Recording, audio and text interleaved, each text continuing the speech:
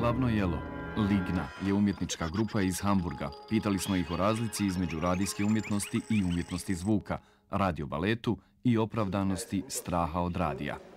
Ole Fram, me, Thorsten Michaelsen and Michael Hühners, who is not here now, and we started around about 1995 as a radio group within the free radio station Freies Senderkombinat in Hamburg. We started in the Freies Senderkombinat with a radio show called Ligna's Music Box, which is a call-in radio show where people can call in and play music simply via telephone according to the subject of the day. Fire without any meaning, or for most people without any meaning. So there are meanings, for example, there's a wood fair in Hanover with the same name, but this we realized too late when you give Ligna in Google, then this wood fair comes up.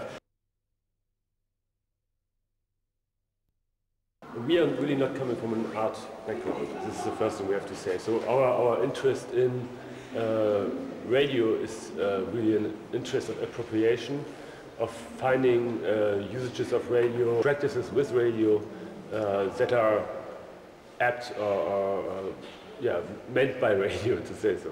In this regard, we became artists, but we didn't start to pretend, we would like to become radio artists. I think really our main point would be radio art is definitely not sound art, and when we think it's mixed up quite a lot of times, so that things are broadcasted that are sound art, that are dealing with sounds, maybe recorded sounds that they manipulate and things like that, and then this is radio art. The difference then between sound art and radio art is that this you certainly also can listen at home just with a CD or on a CD. What we really try to deal with is something that you really can only do with radio. So for us the notion of dispersion is very important, that radio is never really only on one place. Radio is not only the production of something, the manipulation of sound in the studio or something like that, but it is always constellation of situations of reception of radio. Yeah, or really to find ways of dealing with it that you cannot really reduce it to sound art. So for sure we have things on CD of our work, but then we would say it's just a recording, the recording we broadcast it, but it's not the work. The work is always happening during the broadcast. And perhaps concerning formats as a radio ballet, it is important to say that we are always having different forms of communication. So the radio broadcast is only one, which is in a way at the end of a longer process where we really try to involve people in a discussion on space, in the discussion of different radio usage and so on. So the question of trust, that we are trustworthy and people really like to take headphones on and are in a very heterogeneous situation listening to the radio, which could be kind of uncomfortable, so that we must always find ways that people think, okay, it's interesting, it's not, they don't want to make fun out of me and all these things.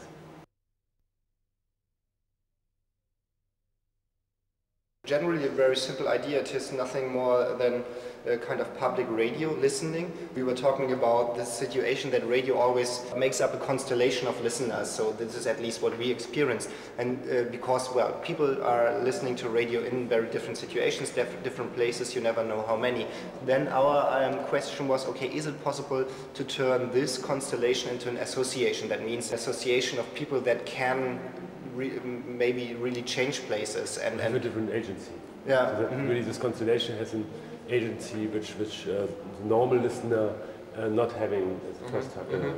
For the first radio ballet we invited our listeners in Hamburg to the main station in 2002 it was, and the main station, or we were before that quite into discussions of forms of intervention into privatized spaces, and the main station in Hamburg is one of the one important place for this whole development, because it was privatized in the early 90s and then made into a kind of shopping center. This meant it was turned into a controlled space by video surveillance, by security guards, and by architectural changes quite a lot, so that really many people were driven out of this place from that time on. People hanging around there, consuming every kind of drugs, people begging for money, things like that. They did not fit into this picture anymore. And so during the 90s there were quite a lot of discussions of what can you do against it, what kind of interventions can be useful against this kind of development. And our idea was to ask our radio listeners to come. We equipped them with small radio receivers and headphones, and then broadcasted a kind of choreography that consisted of forbidden, excluded gestures. It also consisted of a reflection about, okay, what is allowed, what is not allowed, and why. Where's the barrier between a gesture that is allowed, for example, to give your hand is very normal and allowed. Turn your hand like this, it is already forbidden. You can get thrown out because of that. We are scared of radio. we don't know how it works. It's still a miracle for us. We started to discuss that radio is scary. It was really the observation that most people were repressing in a way the situation of distribution. Pro.ba, who said, let's get rid of all modern media because we have to talk to each other. Everyday life experience with radio too. Mm-hmm. So when you talk into a microphone, you know that you are heard on different places somewhere else. That's mostly I'm repressing this fact too, just because it's hard to understand. And this is certainly also a scary thing for the person who's doing the radio show, because this aspect also means that what you do on radio is uncontrollable. So you can make a radio broadcast, but what becomes out of it is out of your possibilities to control. Because it is taking place in very different, or it is received in very different social situations, and in every one different, and everybody can do with it what he or she wants. And this is certainly also why many radio makers say, oh, I want radio listeners that really listen closely to what I say, and if I only have a few that really listen, then I'm glad. This is what is interesting us, so the situations into which radio interferes and becomes dirty somehow, because this idea of someone has to listen very closely certainly is aiming to a kind of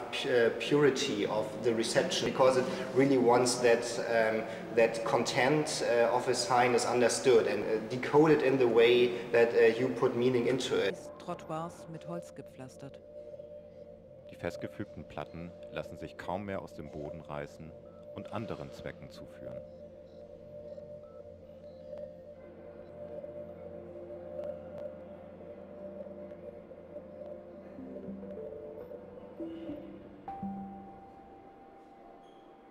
Steht auf. Aufstehen. Tanzen. Selbstvergessen tänzeln.